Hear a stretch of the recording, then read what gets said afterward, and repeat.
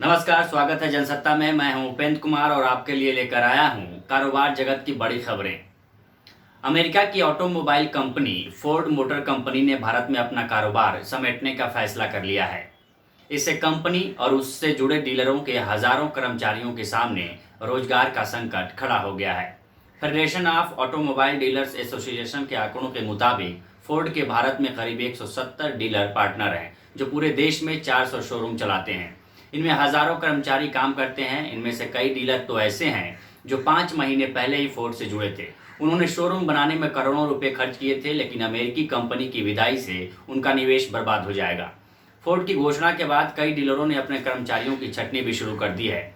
MSME industry से जुड़े संगठनों का कहना है कि फोर्ड के जाने से कई छोटे सप्लायर्स प्रभावित होंगे। बता दें, पिछले 4 साल में अमेरिका की 3 ऑटो कंपनियां भारत से अपना कारोबार समेट चुकी हैं। इससे पहले जनरल मोटर्स और हार्ले डेविडसन भी भारत को अलविदा कह चुकी हैं।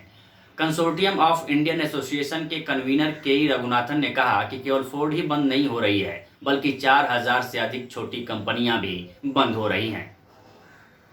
उधर नीति आयोग के अटल इनोवेशन मिशन ने भारतीय अंतरिक्ष अनुसंधान संगठन यानी इसरो और केंद्रीय माध्यमिक शिक्षा बोर्ड के साथ मिलकर देश के सभी स्कूलों के विद्यार्थियों के लिए स्पेस चैलेंज यानी अंतरिक्ष चुनौती पेश की है। जारी एक आधिकारिक बयान के अनुसार इस चुनौती को देश के सभी स्कूलों के विद्यार्थियों, संरक्षकों और शिक्षकों के लिए तैयार किया गया है। इसमें एटीएल यानी अटल टिंकरिंग लैब वाले स्कूलों के साथ गैर एटीएल स्कूल भी जुड़े हैं। बयान में कहा गया है कि अटल इनोवेशन मिशन ने भारतीय अंतरिक्ष अनुसंधान संगठन और केंद्रीय माध्यमिक शिक्षा बोर्ड के साथ मिलकर देश के सभी स्कूलों के विद्यार्थियों के लिए एटीएल अंतरिक्ष चुनौती पेश की है।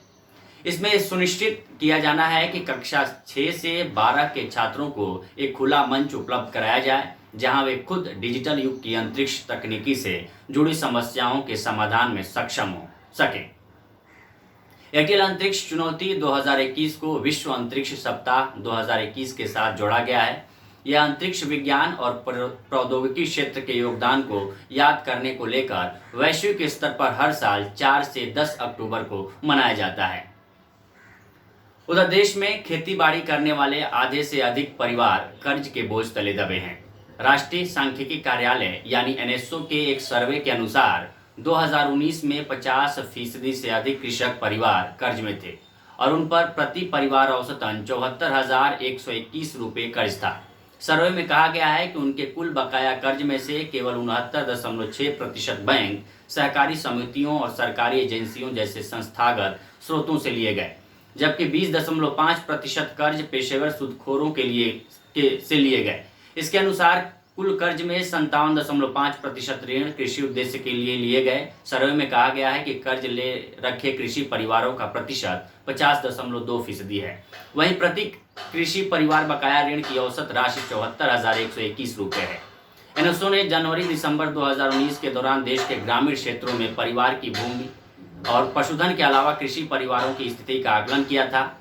सर्वे में कहा गया है कि देश में कृषि परिवार की संख्या 9.3 करोड़ अनुमानित है। इसमें अन्य पिछड़े वर्ग 45.8%, अनुसूचित जाति 15.9%, अनुसूचित जनजाति 14.2% और अन्य 24.1% हैं। सर्वे के अनुसार गांवों में रहने वाले गैर कृषि परिवारों की संख्या 7.93 करोड़ अनुमानित है। इससे यह भी पता चलता है कि 83.5% ग्रामीण परिवार के पास 1 हेक्टेयर से कम जमीन है, जबकि केवल 0.2% के पास 10 हेक्टेयर से अधिक जमीन थी। वहीं Canadian corporation Canada pension plan investors board ने 9 सितंबर को एसबीआई लाइफ इंश्योरेंस कंपनी में अपनी 2.3% हिस्सेदारी बेच दी है।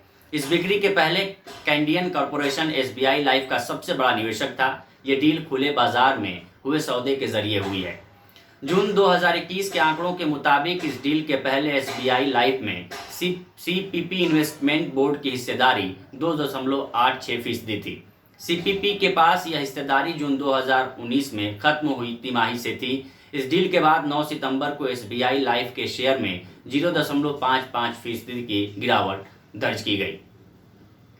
उधर सरकार ने पाम ऑयल, सोया ऑयल और सनफ्लावर ऑयल के आयात पर लगने वाली बेस इंपोर्ट ड्यूटी घटा दी है।